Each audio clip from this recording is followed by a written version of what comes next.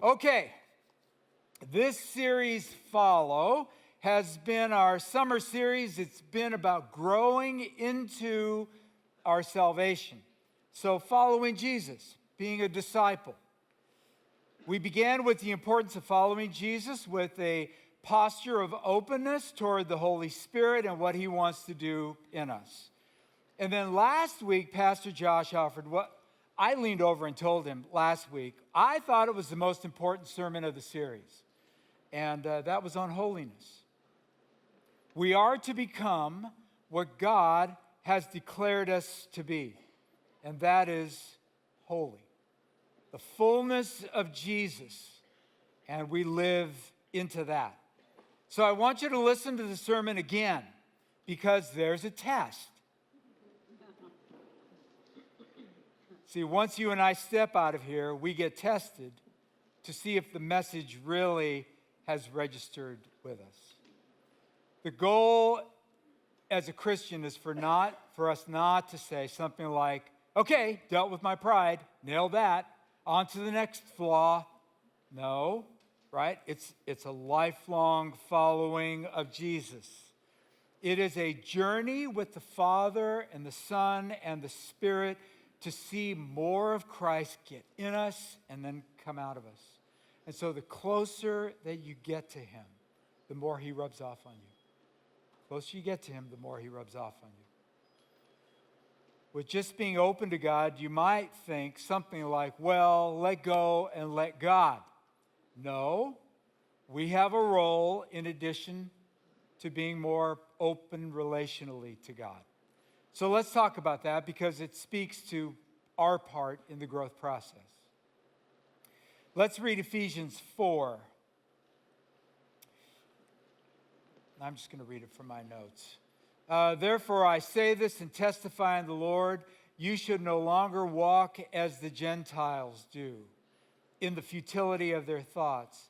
They are darkened in their understanding, excluded from the life of God, because of the ignorance that is in them and because of the hardness of their hearts. They became callous and gave themselves over to promiscuity for the practice of every kind of impurity, with the desire for more and more. But that is not how you came to know Christ, assuming you heard about Him and were taught by Him, as the truth is in Jesus, to take off your former way of life and the old that is corrupted by the deceitful desires, to be renewed in the spirit of your minds, and to put on the new self, the one created according to God's likeness and righteousness and purity of truth. This is the word of the Lord to us this morning. Last week, Pastor Josh referred to Colossians 3. Therefore, as God's chosen ones, holy and dearly loved. Well, this, in the context of Colossians 3, is in the context of put off and put on. Same thing we read here in Ephesians 4. Colossians and Ephesians are sister books, and they both emphasize this newness that's the result of our being saved by the Father through the work of the Son in the power of the Spirit. There's the Trinity for you right there, right? Saved by the Father through the work of the Son in the power of the Spirit. Those who have Christ, the Holy Spirit is in you. And now the reality is you can change. You can change. There is nobody who is a believer who has the Spirit in them where change is not a possibility. You can change. In fact, you must change through the Spirit forming you into the likeness or fullness of Jesus, what the Bible calls holiness.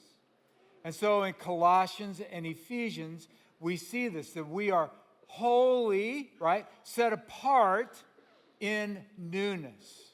And there are three kinds of newness. There's a newness in three ways that Paul speaks of here in Ephesians 4. A new walk, a new identity, and a new way of thinking. So let's just run through them. Let's chat. Here's a new walk. Paul tells them, don't continue to walk or live in a way like you used to as Gentiles, describing it as a futility of mind. And so if you're here this morning, you have to know our heart. Like, these are really hard words.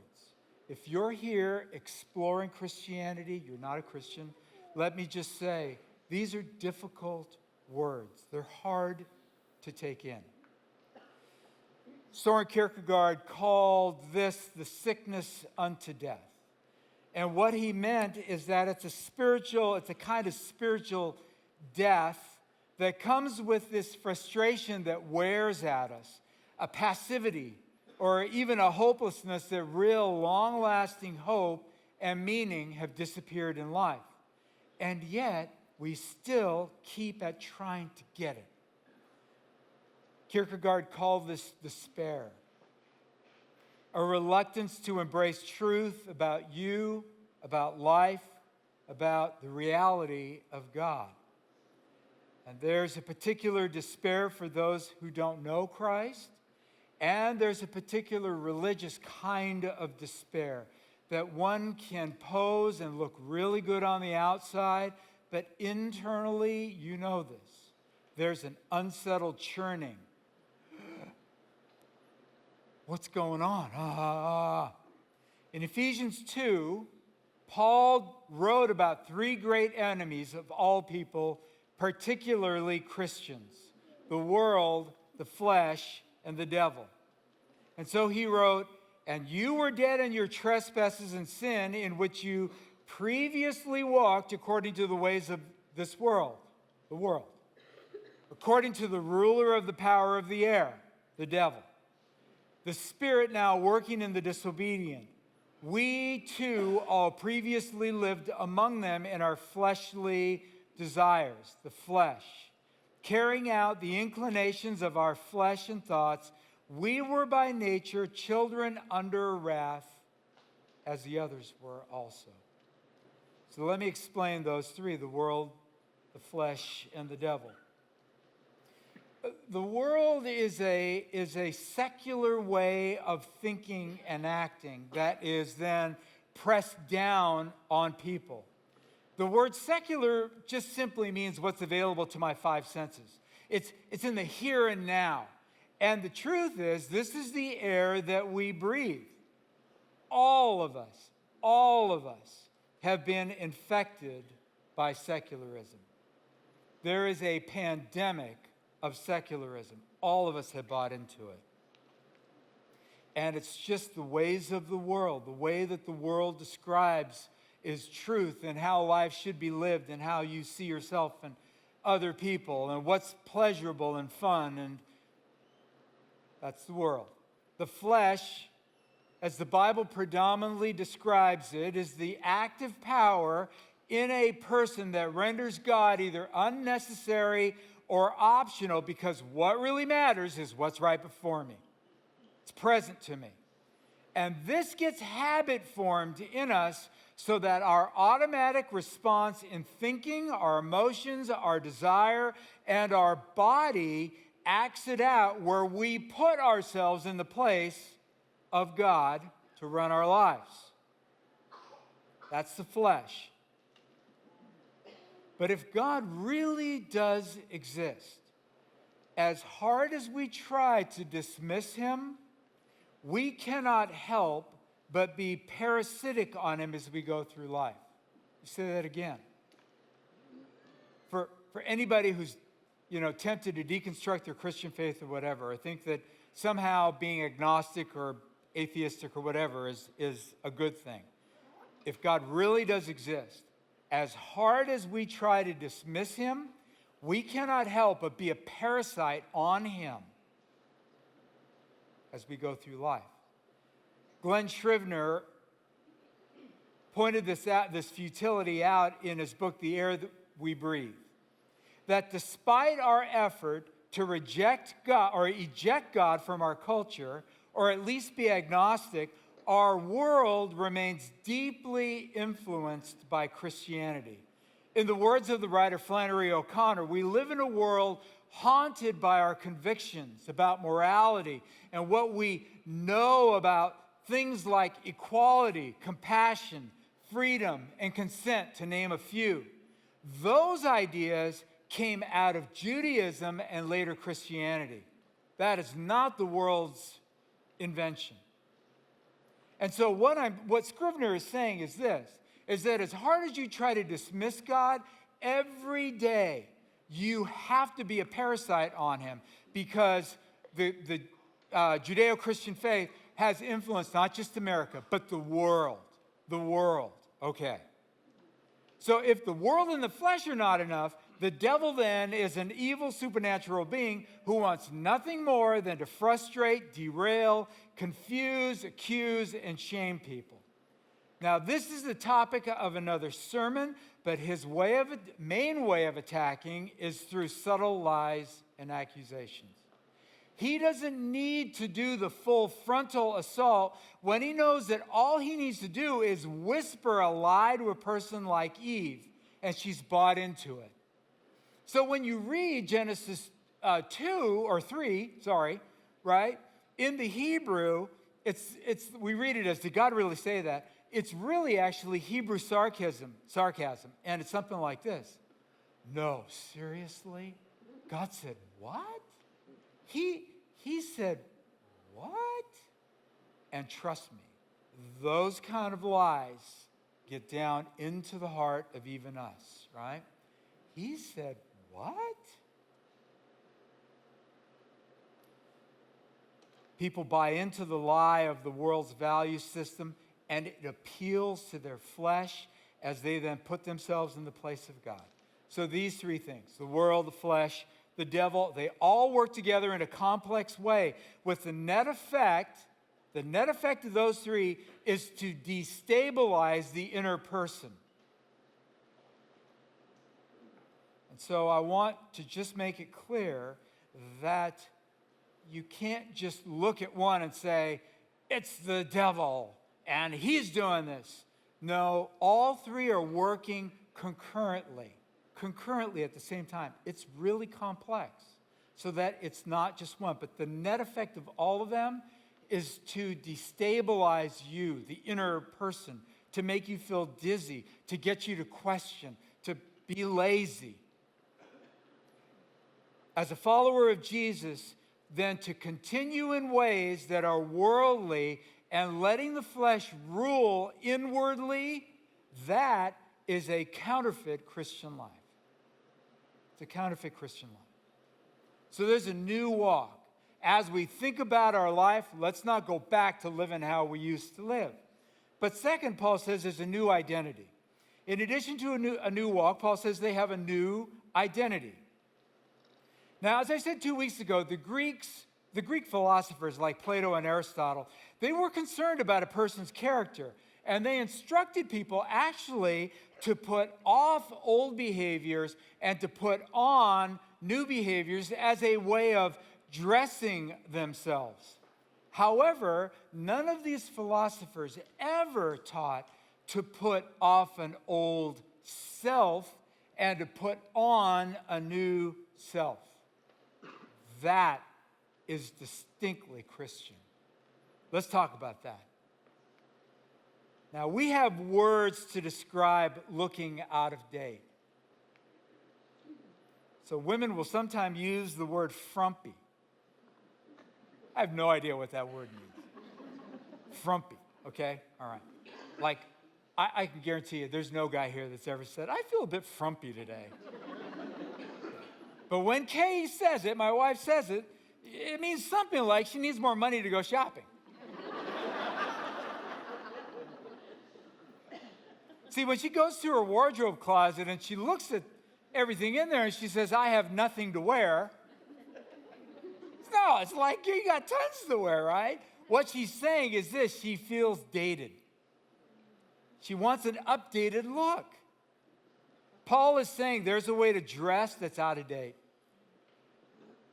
It's out of date with the newness that God has brought into your life.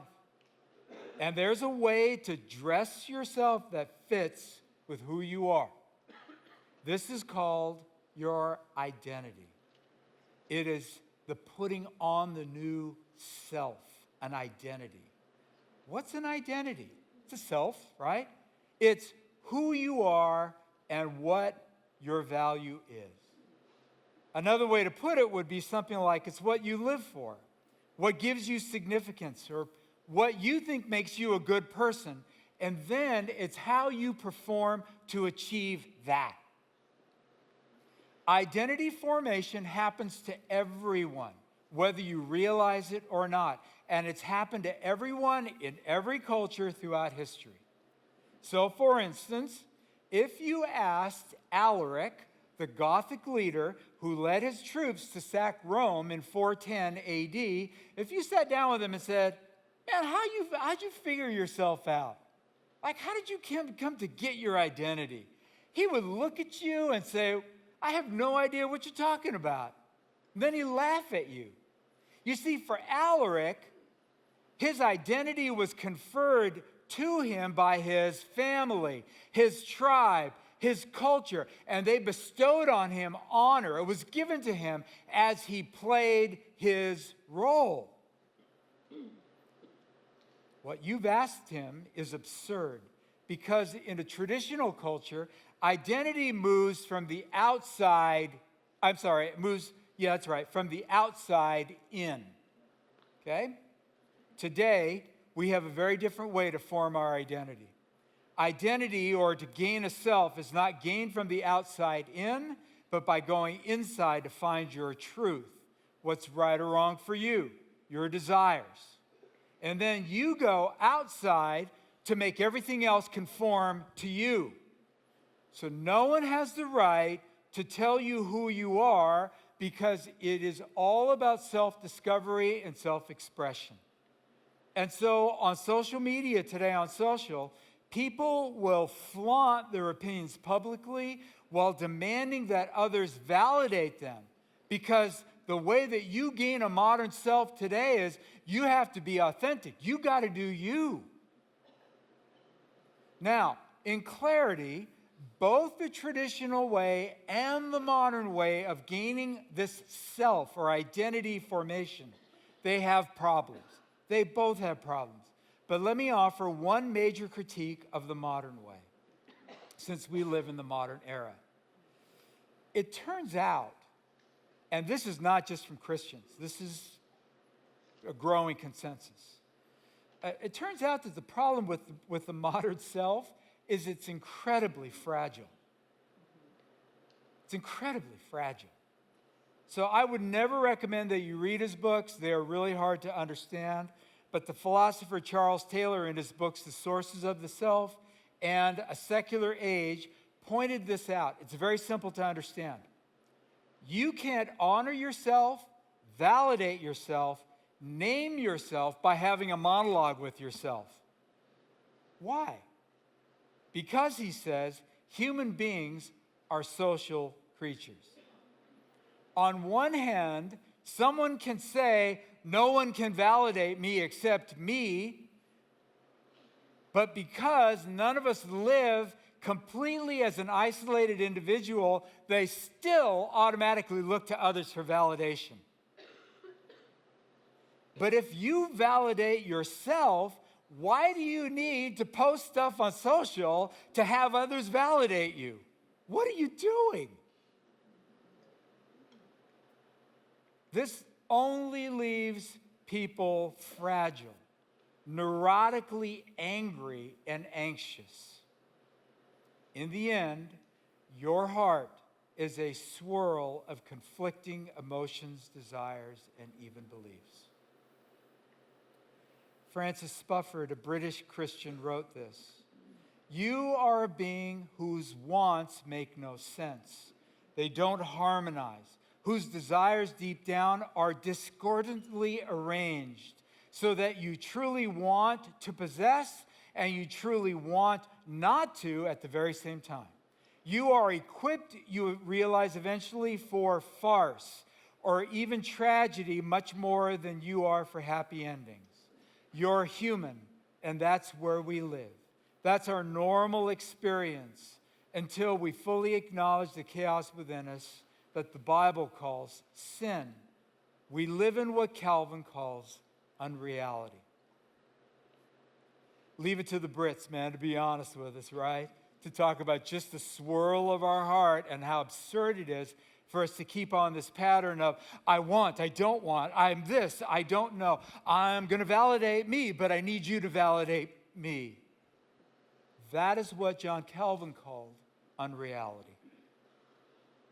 So what is the Christian approach to identity formation? 3 comments. First, it's this. This new identity that God has given to us, the Bible also calls becoming a new creation. In Corinthians we read, therefore, if anyone is in Christ, he is a new creation. The old has passed away, and see, the new has come.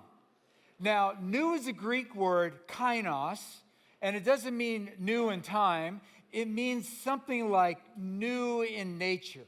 It's a transformed nature.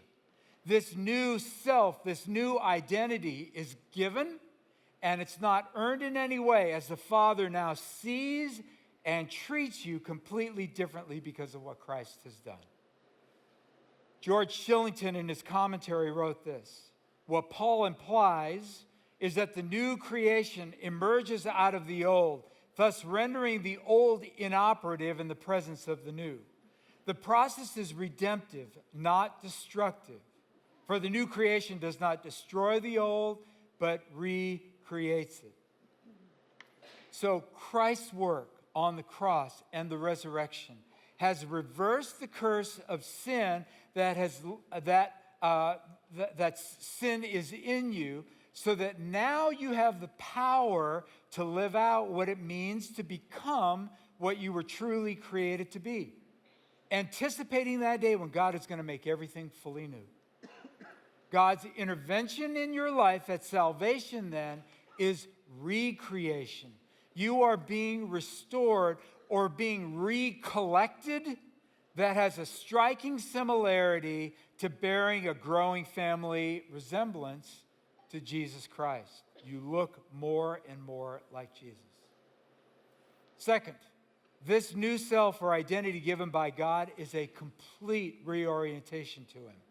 It's a complete reorientation to others, to yourself, and to the direction of life.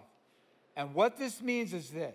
There is no area of your life that gets to stay under your direction.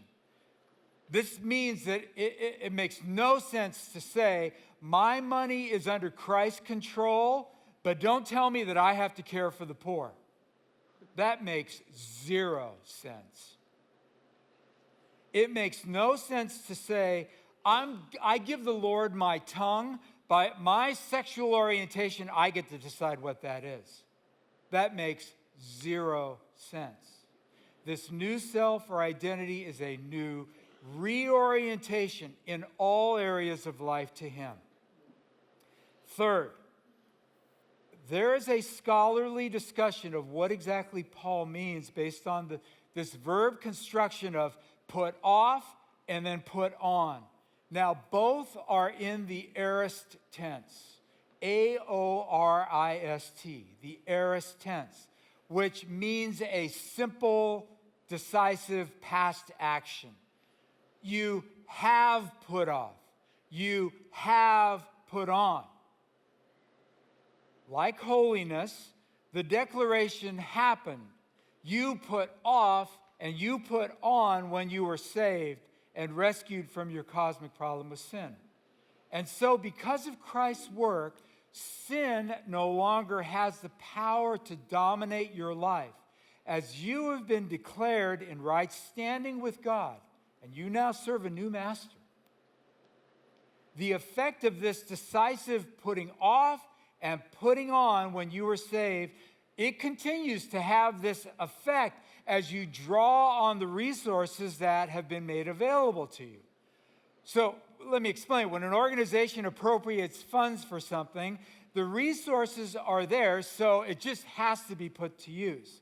In the same way, you have been declared new at salvation. You have put off and put on.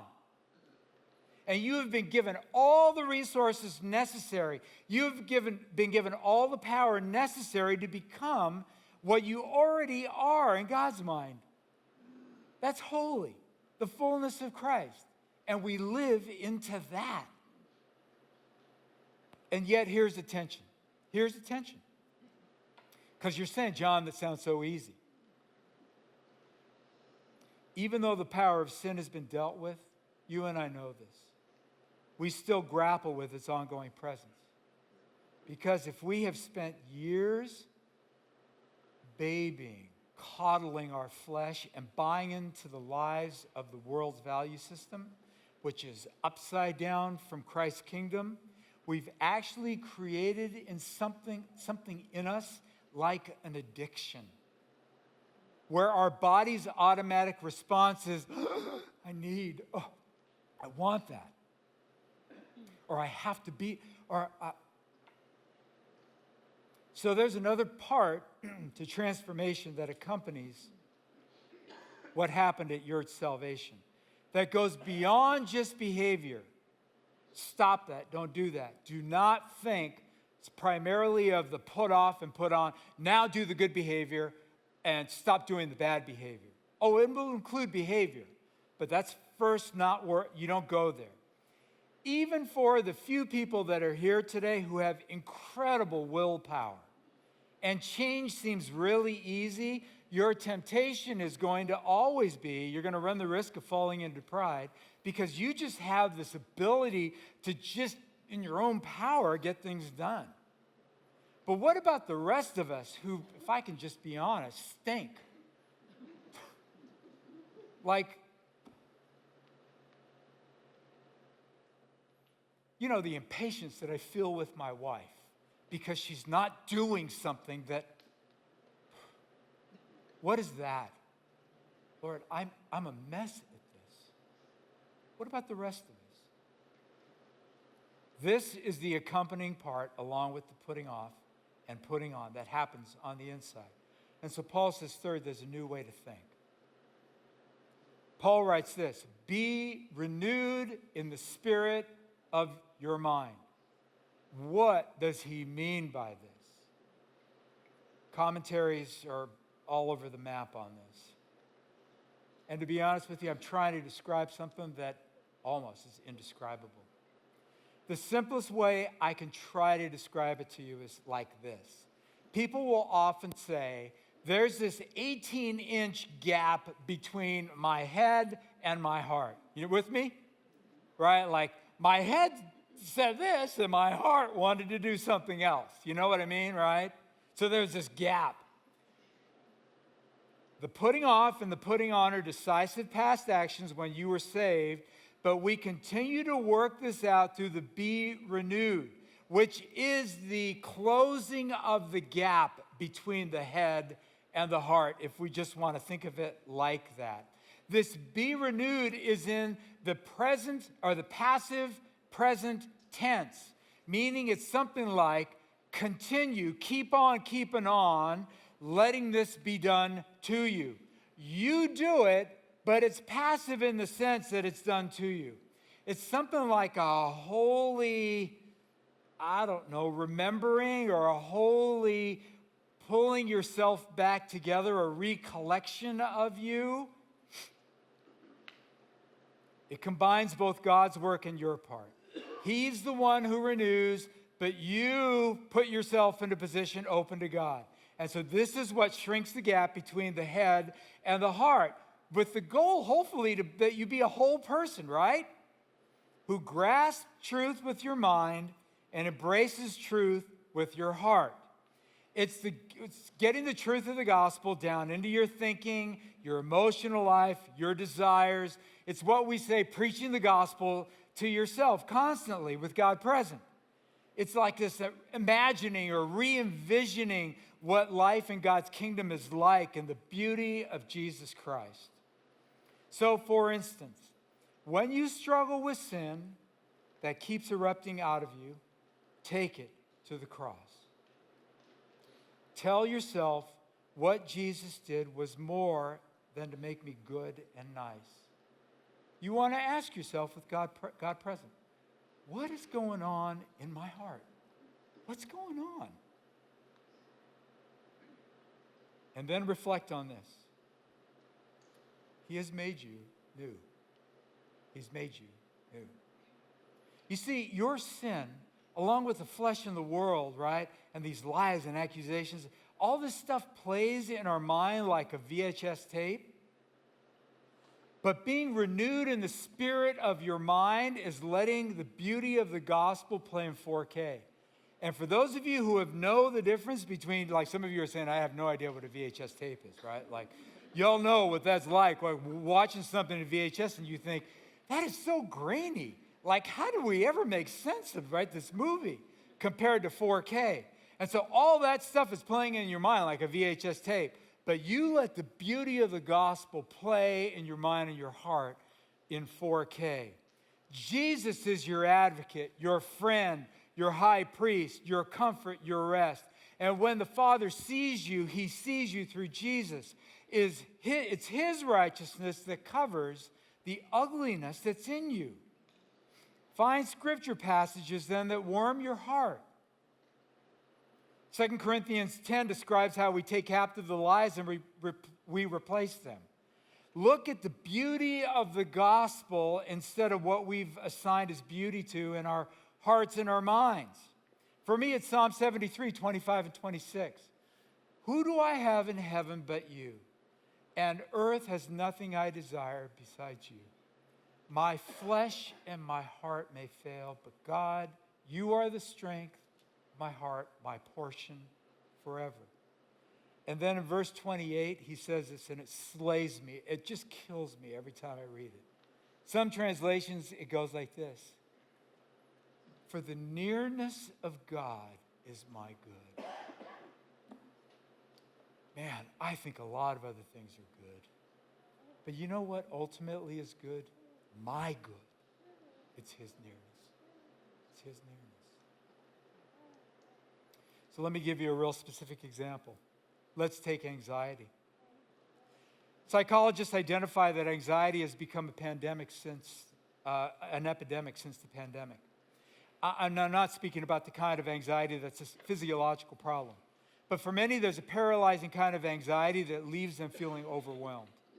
The multiple layers of our lives and demands to work hard, get married, have nice kids that obey, stay healthy, whatever, blah, blah, blah, yada, yada, yada, have a lot of fun. It all gets reinforced, right, by the media and the world or whatever. And our flesh's desire to be our own master grabs us and runs with it like, oh, yes, this is what I want my life to be. But how well do you do everything? Kelly Kapik writes this about anxiety. When we narrow the evaluation of our work and life to a mechanistic, how much have we produced today, alone reigns, we cultivate idolatry rather than worship, isolation rather than community, and selfishness rather than love. It pushes away our awareness that God is with us and inviting us into this fellowship, even if in my mind, I still affirm that God exists. Kapik's point is this, is that the drive to perform, to juggle everything in your life with the underlying belief that you have to hold it together, you have to produce, that's the sin underneath the sin. You are never more insecure than when you can't create, measure, and control your life. We are finite people trying to be infinite with an inordinate desire to control life. And so in the words of Dr. Phil, man, how's this working out for you? How you doing? What's going on in your heart? When you fail or it doesn't turn out like you wanted, what's your reaction? Here's the truth of the universe that you will just continue to bash into your whole life if you don't get it. You are a limited creature. You can't do everything. To believe otherwise is futile, and it's going to lead only to more anxiety. This hazy dread or fear that you haven't done enough, you aren't enough, and all of this stuff has formed you in life. Now being renewed in the spirit of the mind is thinking through the gospel. A reimagining of what life in God's kingdom is really like. It's reimagining what Jesus is truly like. And so in my anxiety, God has made me finite. It's an admission of that, which actually turns out to be a great gift from him. See, it's your finiteness and my finiteness that leads us to trust in Jesus' infinite ability to love us and to provide for us.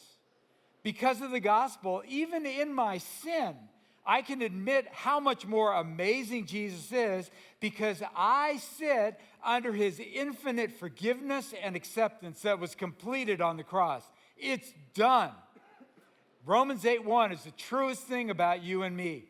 Therefore, there is now no condemnation for those who are in Christ Jesus.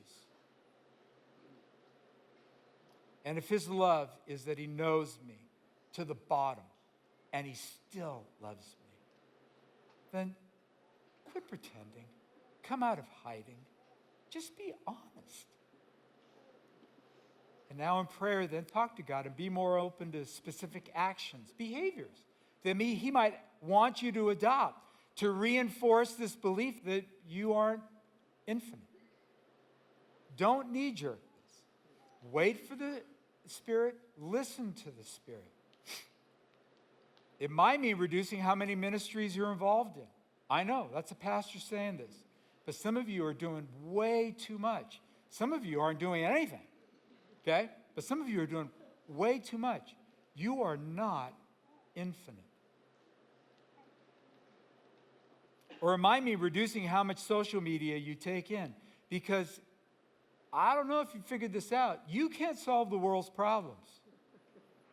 And all that time that you spend in social, it does not leave you loving God or your neighbor more. Finally, notice this, that Paul did not write this. He didn't write, that is not how you learned about Christ. He wrote this. That is not how you learned Christ. He's getting at the highly relational nature of Christianity. So one of the best indicators of growth in a person's life is not when they say, I'm trying harder to be a Christian. I'm trying to be a Christian, right? Where the focus is on self and their effort, but rather it's this. I'm learning Jesus. I'm learning Jesus. In Romans 13:14, Paul says something fascinating, and it's this. He talks about the putting on, the putting off, right? Or the putting on, and he says, put on Christ. Put on Christ. Fascinating. Put him on. Learn him.